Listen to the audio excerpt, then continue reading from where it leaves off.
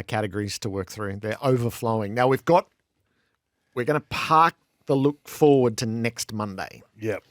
So this is really post-mortem stuff, but you're just going to give us a little primer, a little heart starter on where we are in the King's Gambit.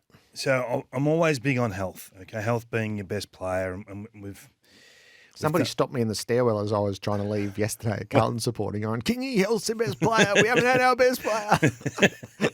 I'll tell you, where I get stopped, Jared, would shock you. So just having a look yesterday. So if you first pick 23, you could just throw those magnets on a board and away you go. So starting with, let's just give an example. So Brisbane, Coleman, Duday, Gardner, McCarthy and Jack Payne would all be in there starting 23, right? That's the way they set their team up at the start of the year. So when you look at the weekend's team, there's 5 magnets that they couldn't use. So they're already at player 28. Okay, so next week they'll get back Jack Payne, or the opportunity to play Jack Payne. It'll be a decision for them. So they'll be able to go down to, say, 27 on the list. We'll be representing them in a final. Okay, so the 27th pick player. So when you're talking about small advantages, the closer you can be to the first pick 23, the more likely you are to win, in my opinion. And I had a look at Carlton. So Carlton had 13 players that could have been their best 23 on the weekend, unavailable. So they were at player 36, right? So this is what we're talking about. So you look at the effort to beat, or to be in the game and almost win that game, choosing player 36 is ridiculous. So I want to get to that game later on and we'll chat deeper about the game. But they'll get half a dozen back, right? But they'll still be at player 30 next weekend against Brisbane at player 27. You look at Geelong. So Geelong had DeConing, Guthrie and Hawkins. You can make it a point of whether they're coming back or not. DeConing comes back. So they're at 26, but they'll be at 25 for the finals with a decision to make on Hawkins. That's up to them what they do. GWS, this is where it gets really interesting. So GWS didn't have Daniels Bedford yesterday and Ash was suspended. So they were at player 26. Connor Stone is on the fringes for me. But next week, they'll be at 23. They'll be able to pick their very best 23. What an advantage that is. Hawthorn, really not missing. They're missing Day, who's touch and go. We don't know for next week. Jath, who'll probably play. Lewis is really the only one. So they were at 26 on the weekend, but they'll be at 24 or 25. That's as, with the exception of one or two teams, that's as good as you get. You look at Port Adelaide, they were at 28 in the weekend, but they'll be down to 26 for the finals. You look at Sydney, another one. McInerney and Papley are the only two that are outside of that team that'll come back in. So they were at 25 on the weekend, but they'll be at 23. That's 2 teams at 23, picking their best team for the finals. The Dogs are at 27 on the weekend, but they'll get, you'd think, Riley West back, but they lose. So they lost Vandermeer, get Riley West back. So they'll be at about 26. So that, the average is about the 26 sort of mark, 26, 27 mark. But the 2 teams that are going to be at full health are the Sydney Swans and the GWS Giants. So I think we have to just stop talking about the game for a minute and talk about the management. The ability to get to this point, and some of them are banged up. We understand that they're not all 23 at 100% rat power, but they're there. And you get the week off to freshen or to taper or to do a bit more work or, to get the body right. But this is full club. Winning premierships is full club. So credit to those guys and, for the Swans to not take the risk with Heaney on the weekend. And, they're all little things, in my opinion, that just give you the advantage in a prelim. So winning that first final, getting to a prelim, it opens right up. So I just want to touch on that because one magnet in, one magnet out. So Farrell gets injured. So now there's no Houston and Farrell for the first week. They're big changes. They're big alterations to how you want to play and how you want to fill that position with a less effective player in a small margin game. So just want to put that on the table, that those 2 teams at absolute full health look out. And they play each other. Yeah, and there are a couple of other names. So Jones is coming through on the text here. We'll get to that. Yeah, we'll get to that, but he's not out at the moment. And there's a couple of other names that I haven't really touched on. So don't be too hell-bent on the absolute number, but those 2 teams at full health have got the advantage hitting the finals. All right, that's the King's Gambit. So let's work backwards. The big issue. It happened to Carlton again, except it didn't. But it did, if you know what I mean. What did you think as the Carlton game unfolded? Oh, it was a cracking game. Cracking game. I marvel at what Carlton have been able to do the last couple of weeks. So just to talk about Carlton for a minute, I didn't see them winning this game. I just thought St Kilda after last week against the Cats playing that free-flowing second half, they looked brilliant. Their ball movement in really good order. And they've been really good for a number of weeks now, the Saints. I didn't give Carlton a chance with the outs. And you just see a couple of their Warriors play the way they did. And I just think it's a real shift. I think it's a real shift for Carlton, that it doesn't matter who, it's how. I don't care who represents us, whether you're asked to do a bit more or you're asked to play a role that's unfamiliar. You just go your hardest, give your best. And it's all about sort of standard setting. I love what they've done. And I know there'll be magnets come back. There'll be half a dozen magnets come back in that, that are clearly better, talented, more talented players. But they'll come back in with that same ethos, that same mindset that just do your job. Charlie Kerner, you don't need to kick six, right? But you just got to do your job. Mackay will come back in, same thing. So it's just a constant conversation. I reckon Vossi's got so many levers to pull this week with that discussion and rewarding internally. Forget the result for a minute because they were one stoppage away. I mean, it's a great effort. And they didn't do a lot wrong in that stoppage, to be fair. So I think Carlton fans are really happy and proud of the performance on the weekend, albeit that they didn't win. Found a way to get themselves in the 8 due to being diligent through the year and being a pretty good team for the first sort of 15 weeks, and found a way to hang on. So I think most Carlton fans would say that was terrific. Look, we're a puncher's chance, a haymaker or two thrown up at the Gabba. Who knows? But not many are going to give them a look, but with that sort of attitude, same thing happened last year. No one gave them a chance going up to Brisbane last year, and they led by 6 goals at quarter time. So who knows? You just got to find a way to stay in the fight. So the last quarter, they're in it because of Cripps' heroics in the third quarter, but it's not Cripps in the last quarter. It's Hollands and it's Ollie Hollands, it's Walsh, it's Sard, it's Newman, it's Hewitt, it's Akers, it's Moyer when his moments arrive. Motlop had been nowhere, and Fantasia does his little bit, and Motlop gets it through, and Kemp has that moment late. So, I thought their last quarter was quite brilliant, which sort of led to that, just the sense of injustice at the siren to get beaten with 12 seconds to go like that, given they had laid it all out there. And it wasn't Cripps. It wasn't Cripps in the last quarter. No.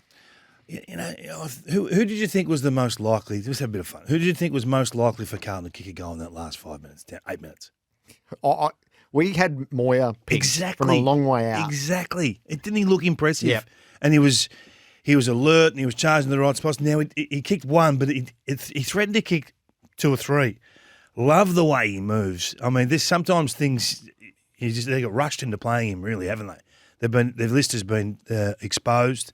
He looked terrific. He's going nowhere. He's a player that, in my opinion, Vossi has to start in a final, because if you just give him 120 minutes, who knows? He might only last 90 of them. He might not be absolutely there physically, but gee, he was very, very good.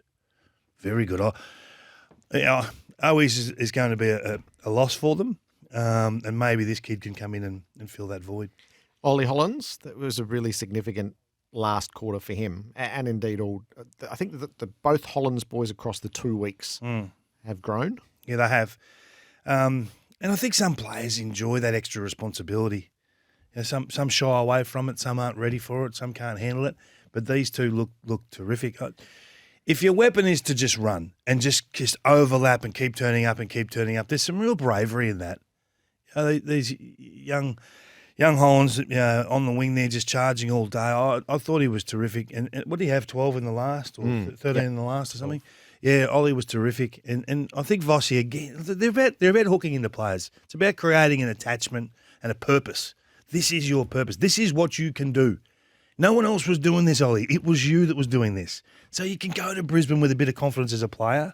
And it may not happen this year, but it just gives these young players a real head start onto, gee, I can actually do this. I can be a significant player. Although I'm set up in a role player type function, you can be more than that. So there was so much to like about the game yesterday. But it didn't quite get the job done, but as it turns out, it didn't matter. What about the emotions that the players would have had to live? And then, how they all treated the next 3 hours, and when they find out that they're still alive, what Michael Voss, in the very modern way, it's probably a WhatsApp message last night, and then when you get them back together today is probably just as well. There's a breather for them to try to take it all in. Yeah. Well, you could tell that in this press conference, couldn't you? He didn't really know whether to be down on what's happened or hang on, we've got to sort of hold off a bit here. We can't ride the whole lot, In the end, Fremantle did them a favour by not being diligent enough and good enough. But this is the beauty of banking the wins. We keep talking about this. Teams that start poorly finish outside the top 4 or finish out, outside of the 8. It just makes it so much more difficult to achieve, to have success. So bank your wins, and you can't apologise for making the finals. No, it's an empirical measure. You either did or you didn't. Yep. There's only a couple of times through the season where the ladder doesn't lie, and one says you're out at round 24. That ain't lying. You're gone. Now you can argue the rankings of whether the top 4 or the top 8 is in order of best team to worst, but once you're out, you are done. You can tell your story walking. They're in, Gerard, and again, they got a puncher's chance when they go up north. Oh, I've got smashed about my verdict on Fremantle for the whole year, Gerard, and it's only like last night that Justin Longmuir says the same thing, the exact same thing. Does the game plan compete and beat the best? If not, what are you setting up? That's what I've been saying for the whole year, and Freo fans have come at me left, right and centre. So I get frustrated by this conversation because the way that they played earlier in the year with the protect mode doesn't teach you really how to defend and how to win the ball back, particularly the midsection of the ground, ultimately the half-back flank. The best teams in the competition, you look back, track back, they win the ball back at half-back and they counter-punch at speed and they score. Now, it's not slingshot footy. It's not park the bus and go. It's win the ball back when the opposition are moving the ball. Freo don't do that. They don't do that. And until that changes, they won't compete with the best. That's it. Argue whatever you want, right? You can defend with the ball in hand. You can chip and move the ball slowly down the ground. And your transition numbers will look terrific, right? But you're playing a false brand because big games are chaotic. And I know they played at high speed with their handball game on the weekend and the last few weeks. But their ability to win the ball back when the opposition are doing the same is not there. So we've talked about the Dogs for years. When are they going to put Norton back? How come they haven't got that interceptor at halfback? What can they do to change that? Thrown up all sorts of names. They put Lobb back and their whole profile has changed. They're the best intercept team in the competition right now in the last 6 weeks. What has Fremantle done? I think they sit on their hands. Last year was supposed to be their dip year. That was what I was told. So they hit the finals and they had a dip year. Oh, no, it's just a dip year. It's not linear. You don't have this, you don't have that. No. They underachieved big time this year with this list. You go through the names and they'll put up half a dozen players for all Australian contention and they're not in the finals. So all the nonsense and all the carry on defending how they played, defending this, defending that, comes home to roost at round 24. And when you absolutely had to have it, Sarong and Brayshaw couldn't get it done. Butters and Horne-Francis ripped their hearts out and they couldn't get it done. So if your Ace and King can't get it done, Young's a star. Young's going to go straight past these other two. And I don't know what they do in the off-season. If they get a Shea Bolton, can the coaching staff utilise him and use him correctly? Like, do they have the freedom to allow some different things in game? I don't know if they have because they seem pretty structured to me. Everything's pretty rigid. I would have loved to have seen Switkowski go in and be the Shea Bolton type, being able to play a bit of centre bounce and drift forward and get forward, some creativity there. I know that they didn't have Tracy and Darcy and Pearce at the end, but a lot of teams haven't had their best players. So they're a bit stiff at the end, so I will give them that. But they should have played finals.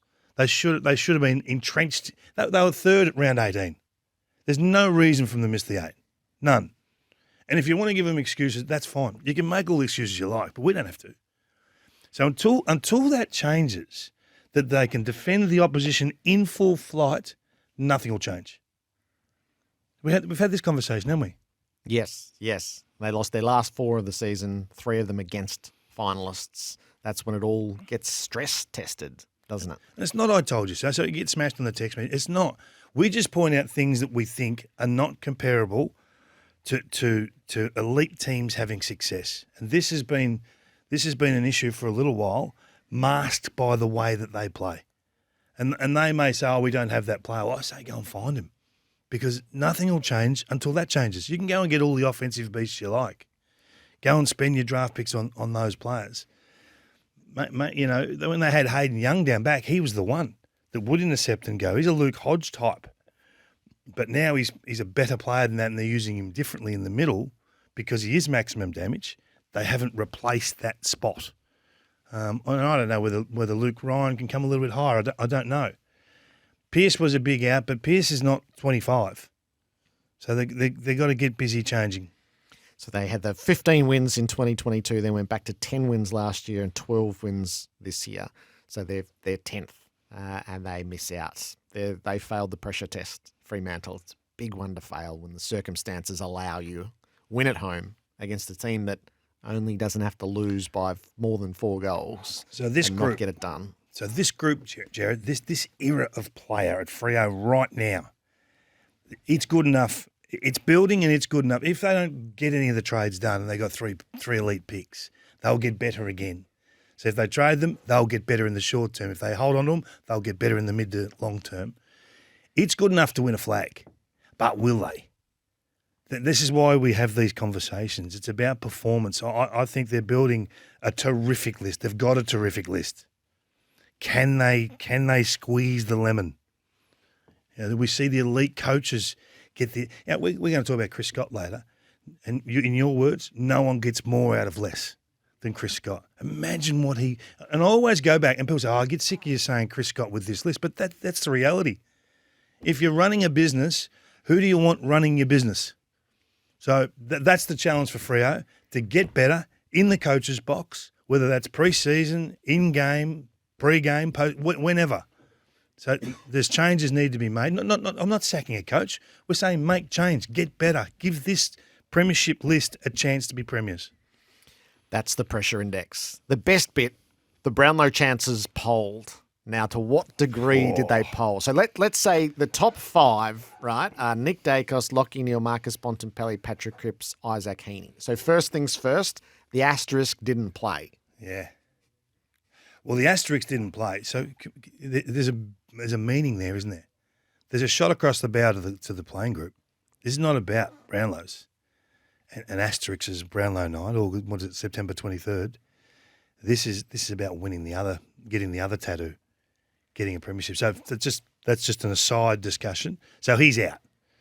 Oh, didn't you declare on Saturday that the 3 votes to Nick would be enough to nudge him in front? He will he'll win a medal. He'll win a medal. Yep. Now, whether he shares a medal, oh, I reckon he finishes with a medal in the projecting I've run. This is the earliest you've ever gone with your Brownlow predictor, might I say. Yep. Only the top end, though. All the calamities still to come. So Nick Dacos gets 3, yes? Yes. Lachie Neale gets 3? Yes. Marcus Bontempelli. Oh. So gut feel is, you did this game. Gut feel Richards was the best player on the ground. Yep. And Bontempelli's in the 3. And probably Bailey Dale was probably second best. So he's probably the 1 vote at face value, but it's not really how it works when you come down to write the votes, is it? You get the Bontempelli upgrade. That's right. Yep. And then Patrick Cripps. So Cripps' 3rd quarter was epic, but he's not the reason in the last quarter. I could make the case that Cripps wasn't in Carlton's best 3 players. Oh, really? But he polls. So what does he poll? 1, 2, or 3? So there's got to be a St Kilda player in there. They won the game. Yeah. So I reckon he was behind. I reckon he was definitely behind Newman. Newman's not getting votes. No, he's not getting 3. So this is my point. Yeah. Is how many does Cripps get out of that game yesterday? He probably gets 2, doesn't he? So hang on, are you thinking he's back in the? Has he put his nose back in front? So I reckon. Are you telling me your prediction didn't last 24 hours? Yeah, I think he'll share it with Nick. Like Seedings for us. I think he'll share it with Nick. Oh, really? Yeah. Well, He might come 1 vote short. Just had a quick look at Bailey Dale. How many Brownlow votes do you reckon he's got over the last in his whole career? Jerry? Not heaps. He's got 11 in about 8 years. Yeah, so this is where the last round plays a role. We know there's a modern gravitation to the star players anyway. The game revolves around them. So to what degree does Bontempelli command votes yesterday versus the objective measure of which, was he the third best player? And where does Cripps sit in the scheme of things? I reckon they're great questions to have as we head to round 24. I think Cripps has already got it. I think it'll already be announced before round 24. Okay. I think that Andrew Dillon would have already. The cameras will be already going off, and we'll spin through round 24 so quick, Jared. That's a shame. I know. I think Paddy Cripps is 5 votes in front with 2 to go. Okay. But history shows, and we showed this a couple of weeks ago on First Crack, that the leader with 2 rounds to go the last 3 years has been overpassed. Yeah. I reckon he's 2 in front with 1 to play. 2 and in Nick front got with 3. 1 to play. Gee whiz. But I don't trust your numbers, I'll be honest. Nor should you. I have no track record in this. I know. But it is the best bit that they are all around the boats. It is true. Look, it's going to be one of the great Brownlows. I half wish it was tonight. I really wish we'd full stop the home and away with the Brownlow straight after the home and away. Yeah. But it's tradition's tradition. Sunday night would work, wouldn't it? Sunday We're night going to stay with the bye. Yeah, that'd be nice. But no, it's going to be a cracker. There'll be one come from left of centre, Gerard. I wonder whether Zach Butters can just keep polling for Port. They finished second. Someone's got to get the votes at Port. I mean, who gets them? Dan Houston's not going to. The halfback flankers are not going to get them. So they'll all go to the midfielders. That might just be Butters, Horn-Francis, Butters, Horn-Francis, Rosie. Butters, Horn-Francis, Rosie. It may be that. Sarong is going to get a stack of votes over at Freo. Someone will come that you don't expect, and then the umpires will do their thing, and they'll give a 3-voter for a 15 disposal game, and we'll be scratching our heads on how we lost money again for the Brownlow. Beautiful. It's going to be a great count. The worst bit, so twofold here. The first is Liam Jones. There's a couple of people just asking if you've got some early thoughts on your Gerard's Brownlow multi. Yes, ignore it. When do we have to get that? That's really obvious, isn't it? We're 7 years in. Have to wait 3 weeks for that, sorry, 206. What to do with Liam Jones here with the dangerous tackle, which meets the arm pinned. He doesn't fulfill a duty of care, that much is clear. But what contact does Caddy's head actually make with the ground? So we were there, obviously, and it's happened 40 metres from us, and I didn't think at the time that there was even contact with the ground, let alone enough to warrant a suspension. Now, the action is punishable, and it's usually punished in a fine. That was the comment that I made. Now, I'm against all sorts of slinging and head trauma, and I'm here to protect the head. And I'm happy to go overs if that's the case. But I didn't think at the time, and it probably looks worse on one angle than the other, but I don't think there's enough there to suspend. I don't think the contact was severe enough to suspend. It, in my opinion, is different to the Ash one, or the Ash one from last week. Ash, wasn't it? Ash from last week.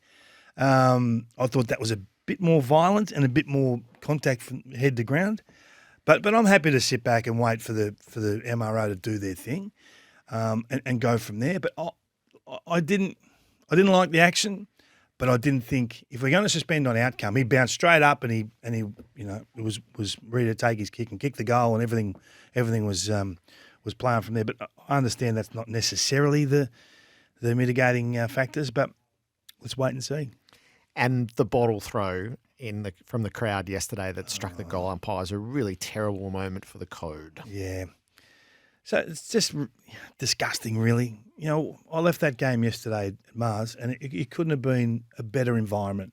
Dogs, fans just jumping for joy, pumped, wrapped, kids everywhere, having a great day, you know, running around with their Bontempelli and Jamaru Hagen jumpers on, and it was just terrific. And then I hear that that's happened in a similar environment. You're taking your kids to the footy. You can't be seeing that. That's not – I don't want to see boards up. I don't want to see – fans segregated from our players or from each other and all this sort of stuff. That's what's going to happen if these peanuts keep doing these things.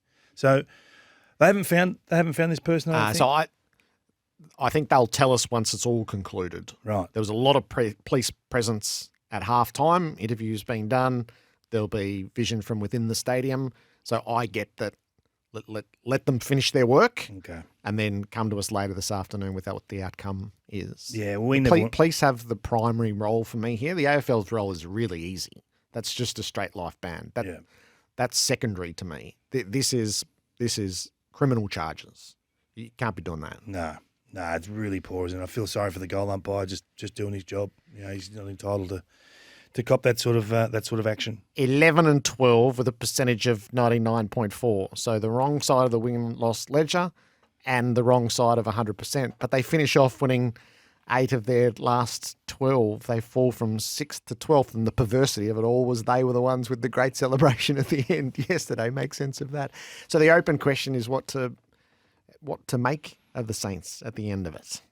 Well, I take my hat off to some of their leaders, and I love Jack Sinclair as a player. And I think that every time I watch him play, he finds a way to influence games. And they've got a beauty there, and Ross is using him exclusively as a half-back flanker now, and just saying, well, we've got a problem in the midfield. Let's keep the problem just to the midfield and not create another one at half-back and losing him into the midfield mix. They know they've got to get 2 to 3. I mean, we just spent 5 minutes talking about the type of player that wins you finals and wins you big games. They're midfielders. They're game-breaking mids that can possibly get forward and kick goals, but if not, they just rip the game to shreds in terms of winning clearance, and they win their own ball. They don't have that. So how they get that is the challenge. So do they let Josh Battle go to get that extra pick into the draft? Whenever someone tells me there's no standout number 1 pick, I think, well, okay, this is the draft to get 2 or 3 picks in, if you can, in the first round. How aggressive do they have to be to do that? Does it involve a Max King? Do you have to say, listen, we can't win it with the current setup we got. And we've seen without Max we can score. Can we get 2 first-round picks for Max and get right into this draft? Lose Battle, lose Max, and start this list profile back through the midfield again. And I'd back Ross to be able to turn that around pretty quick in the next 2 to 3 years. Because if they don't fix this midfield, it'll never turn. They've done a great job to give their fans something to cheer for the last few weeks, but it's too little too late, really. And when the whips were cracking at the start of the year, they were nowhere. So it's easy to forget the start of the season at this point. You'd rather them fight it out like they did. Yeah, games are a finite resource and they didn't waste it. No, they didn't. For a season that got away from them way too quickly, they didn't waste it.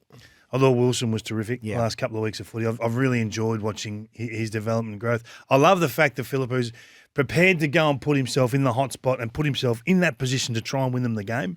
The mindset of that I love. Okay, he missed the goal. No worries. But he had 2 or 3 opportunities, and he was quite productive late in game when it had to be won. A game they probably should have won, though, let's be fair. I mean, I think Marshall's a terrific follower-type ruckman, not an absolute hit-out ruckman. So do they need it? Do they need to go and get a ruckman and allow Marshall to play more forward?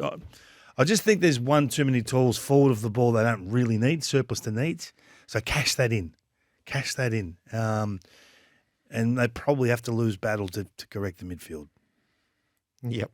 Is that the right equation? That's the only equation for them, isn't it? That's How the only else way do to you do get it? what you need. Yeah, and people say Max is untouchable, and maybe he is. And they're decisions you got to. This is why these people are in positions of power. It's why you got to. It's why you trust them, But they got to get it right. They know all the information. Bucks always says this, and I agree with him to this point. They know how banged up players were when they were playing. So could they reach their maximum potential? But at some point, they have to correct this midfield. How you do it. If you've got another option for me that doesn't involve Max King, I'm happy to hear it. But they don't want to lose Josh Battle. They've upped their offer, apparently, to try and hang on to him. But I don't see how you can correct the midfield and keep all parties happy and nice and cuddly at Linton Street. And they went from 4th to 14th. This is for whatever's been kicked down the road. This is the reckoning. Board, administration, coaching group, player group. And it feels like these exit meetings today and tomorrow, whatever has to be said needs to be said now. What do you mean by that? Like you're saying that they need correction of sorts off field? What are you saying? There needs to be a level of honesty to start with. So how deep are the issues? So start with Christian Petrarca and work backwards. Yeah. What does Max Gawn want to say? What does the coach want to say to Clayton Oliver? I think there was an element this year. Don't shake it up because we're in the window. Don't ruin the window. And now they're so far outside the window that now's the reckoning. You've got to face up to every issue. And I do think that's in the boardroom too, is There are issues that they have not been able to resolve that belong with key pillars in that boardroom. If you need to get out of the way, get out of the way if it's for the good of the footy club, all the way through. But there has to be change at Melbourne. Yeah. They now have if you live a life of distraction and of fighting battles on that many fronts, this is what it tallies to. It tallies to 14th. Yeah.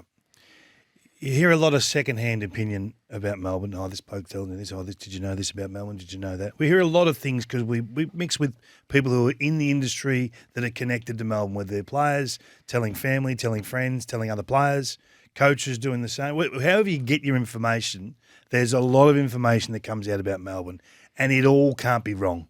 It all can't be false. And to come out and say, no, all that's rubbish is crazy. Well, I just think that for the large part of the year, Melbourne have fought everyone instead of conceding some of their own and actually being honest and say, you know what, we've got a few issues. Step one to fixing it is accepting you've got a few issues. They've fought everyone this year, Melbourne, and now I don't know where it leaves them. I've still got unbelievable faith in Goodwin. I've got faith in Gawn and Viney. Outside of that, I reckon all balls in the air. All balls. I don't know what's going to happen with Petrarca. There's so many things get said about this situation now. Does he end up at Carlton? Does this trade happen? Is that good for Melbourne? Is that bad for Melbourne? I don't know. But one thing I do know is that the off-field list management at Melbourne, in terms of what they've been able to do the last 6 to 8 years, was first rate. Their decision to get May and Lever and pay what they had to pay to do that, huge tick. Won them a premiership. The list build to get Oliver and Petrarca initially, to get those picks right when no one was picking Oliver at that level. Huge tick. So you've got to give those guys another opportunity to actually impact the course of where they're going. Now, they might say, you know what, this end of this year is over. Let's quickly reset, purge this player, purge that player, get maximum tote odds, and let's go. They may do that. And I think you've got to trust them if they do. Because they're the only ones I trust at Melbourne, really. Those three at the top and the list guys. The rest is all waffle and noise and just fill. I've heard Gary Pert speak 10 times. I haven't believed one thing that he said this year. Right? And others will. That's fine. And he's probably not talking to me. He's talking to the members. But give the members the truth. Give them the accurate discussions. You know, let's be honest. There are things happening behind the scenes that have affected them all year. And I think that Melbourne fans just want that honesty. But let them in. Where are we at? What's going on? When does Christian Petrarca come out and say, no, I want to stay at Melbourne? If he doesn't want to come out and say that, well, what do they want to do? Shake hands, move on, been good, been great. Life will go on for Melbourne. The club's bigger than one or two players, Jared. We've said this before about other clubs. If you want to go, no problem. Let's get the best deal we can for this guy. What are you doing, Clayton? Are you fair dinkum or not? And by all reports, he has changed, and there is a different prep mode for Clayton. He's been really good. But are you going to get back to this player? Because we need you at the nth degree. We don't need comfortable Clayton anymore. We want dog hungry, manic for clearance. We haven't seen that this year. So there's a lot of things need to change at Melbourne. But the first thing is they've got to say, hey, we've got some issues we've got to address. Is there any way out of a 3-week suspension for Cozzy Pickett? Probably not. And people say, oh, you know, it's on Darcy Moore to keep his feet. If you, as soon as you go into that bumping motion, you waive all rights, because they hit pretty hard. These guys, they spear in pretty viciously, and when they make the wrong sort of contact, you're in trouble. So I think he's done, which again sets back the start of 2025, and this is on Cozzy because they've tried to get this out of his game multiple times. So have you been hard enough? All those, that all comes back to the same discussions. But it's disappointing. Dusty Martin carried it off beautifully at the end. Yeah, it was unreal, wasn't it? And I must have been had a lump in my throat myself. He was fighting back tears, and when he went down the race, it all got to him, and then he got to Wayne Campbell and lost it. Just beautiful. You know, sometimes it's just, you just want to be invested in the entertainment of it all. Yep. And that's what it was. He was so generous with his fans, and there won't be another player at Richmond like that for another 20 years. But what what an unbelievable finals player he was, and well done.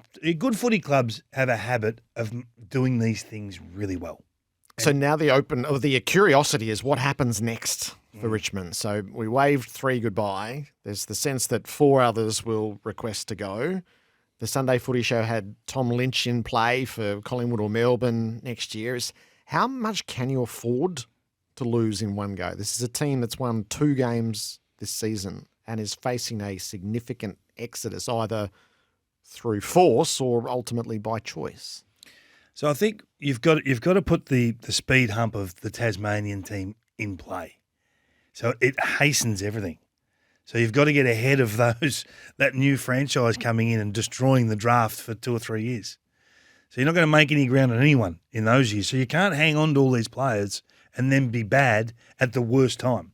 Because if you win the wooden spoon when Tas are in, you might end up with pick 10. I don't know how it's going to look. So purge now. While you can, get maximum bang for those players that are leaving.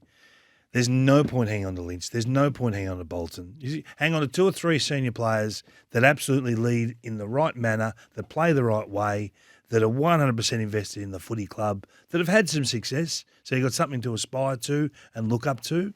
And get first-round picks, as many as you can for the rest. Try and stagger them if you can. Try and get 2 this year, 1 next year, or 2 next year, 3 this year, whatever it works out to be. So that includes Baker, Bolton, Graham, Lynch, the lot.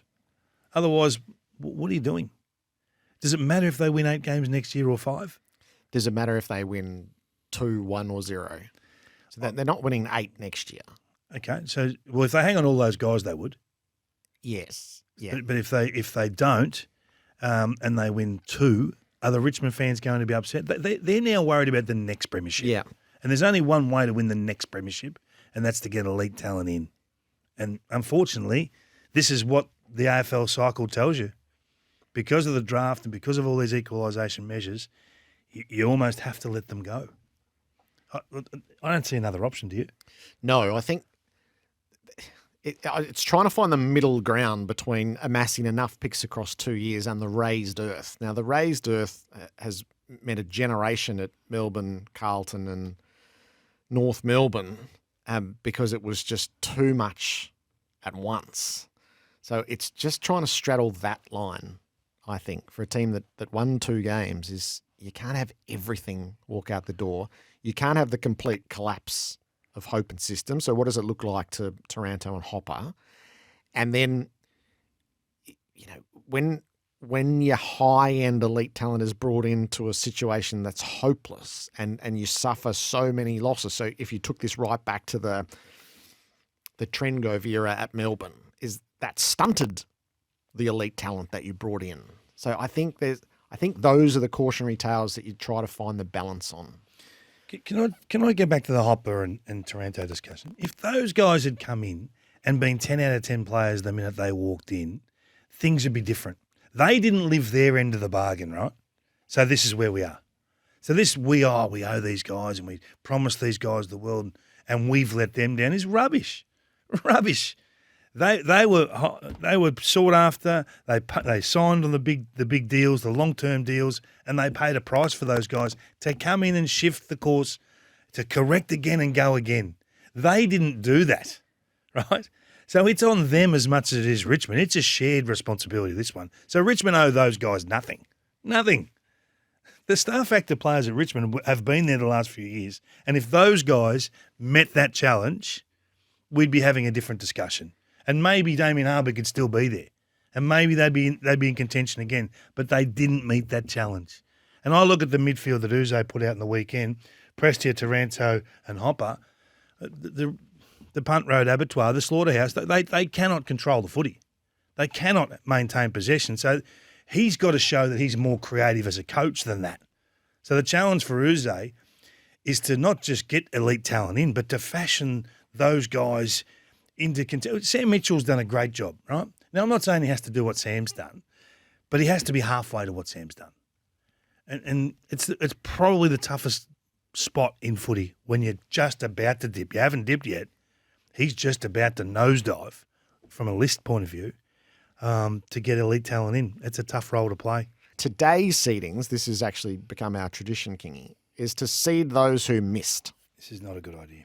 Last year, those who missed, you had the Suns at 1, the Crows at 2, the Dockers at 3, all didn't live up to their billing. All right. You had the Dogs at 4. I need to rub it in. No, I had the Crows at 1, total 1. fail, that's on them. You're with me. Geelong at 2, Yeah. Essendon at 3, and the Dogs at 4. So we both had the Dogs rising and teams that didn't meet their marker. My Sons are your Bombers. Yeah, I think that's true. I've decided to put them in again for what it's worth. Yeah, same. All right, at 4, the teams who missed the finals, seedings for their prospects next year. So the 4th ranked that I think will get back in Yep. in the fight. For what it's worth, other than one, I don't like any of them. Now, I really only got 3. I haven't even got a 4th. The 4th, I'll go with Essendon just because I can't stand the feedback if I don't put them in. Sure. Essendon at 4. Good strategy. Kind of hope they don't do it. I've gone Gold Coast at 4. I'm sort of yet to be. I'm not as bullish on them as you are, and that's okay. Yeah. 3? The Demons, irrespective of what happens in the off-season, they'll be a better product next year. I mean, they couldn't have had more go wrong than they've had this year. I put Essendon at 3. I got to hold your tickets long enough. Hugh and Brad have got a I've left Melbourne out. I'm not sure that they rise next year. I reckon they're a slightly longer term proposition. 2? Yeah, my boys, the Suns. I know you'll be late to the party with the Suns, then you'll ring me one day and you go, you know what? They're charging. They're already a long way overdue for what it's worth. Oh, I get that, Jared, but don't use that against me. This is my seedings. Yes, they are. My seedings. I've got St Kilda at 2. We're going to have faith in the Red Dog. They'll get their start of their season right next year. 1 for me, Fremantle. Oh, this is a list that's just overflowing with premiership capability. And if they get Bolton, it's great. If they don't, they get 3 great picks into the door.